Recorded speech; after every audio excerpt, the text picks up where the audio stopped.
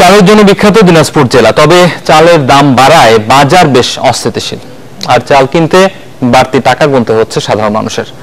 চিকন চালের দাম তেমন একটা বৃদ্ধি না পেলেও গত এক মাসে মোটা চালের দাম বেড়েছে কেজিতে 8 থেকে 10 টাকা পর্যন্ত। দিনাজপুর প্রতিনিধি ফখরুল হাসান পলাশের তথ্য, ছবিতে ডেস্ক রিপোর্ট। চালের দাম এখন ঊর্ধ্বমুখী। বাজারে চালের সরবরাহ কম থাকায় বিপাকে পড়েছেন ব্যবসায়ীরাও। ভারত থেকে চাল আমদানি কম এবং সরকার এই সময় চাল সংগ্রহ করাতে চালের দাম বৃদ্ধি পাচ্ছে এমন অভিযোগ ব্যবসায়ীদের। সরকার কিছুদিন আগে সংগ্রহের জন্য 32 টাকা কেজি রেট চাল দিচ্ছে, মোটা চাল, গুড়িসঙ্গ চাল।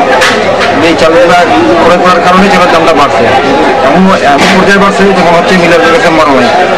আর এলসির কিছু চালের দাম, এলসির ভ্যাট ট্যাক্সের কারণে এলসি মাল ঢুকলে হয়তো বাজার নিয়ন্ত্রণ থাকতো, বাজার নিয়ন্ত্রণের বাইরে চলে গেছে।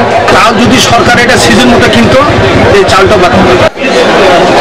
চালের মূল্য বৃদ্ধির ফলে সাধারণ মানুষকে চাল কিনতে বেশ হিমশিম খেতে হচ্ছে। এমন অবস্থায় চালের বাজারে নিয়ন্ত্রণ আনতে সরকারের কড়া নজরদারি দরকার বলে মনে করেন ক্রেতারা। চাল 20 টাকা খাই, সে চাল 35 টাকা খাইতে লাগে।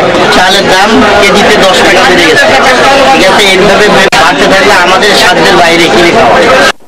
অসাধু ব্যবসায়ীদের অবৈধভাবে চাল মজুত করাকেই কারণ হিসেবে দেখছেন অনেকে। তবে ধানের দাম বেশি থাকার কারণে চালের মূল্য বেড়েছে এমন দাবি করছেন মিল মালিকেরা।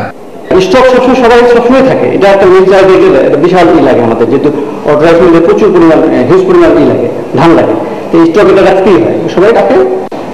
এটা আসলে সেইটা সত্য না, এবার আবার চালের মূল্য স্থিতিশীল করতে প্রশাসন উদ্যোগী হবে এমন প্রত্যাশায় সংশ্লিষ্টদের।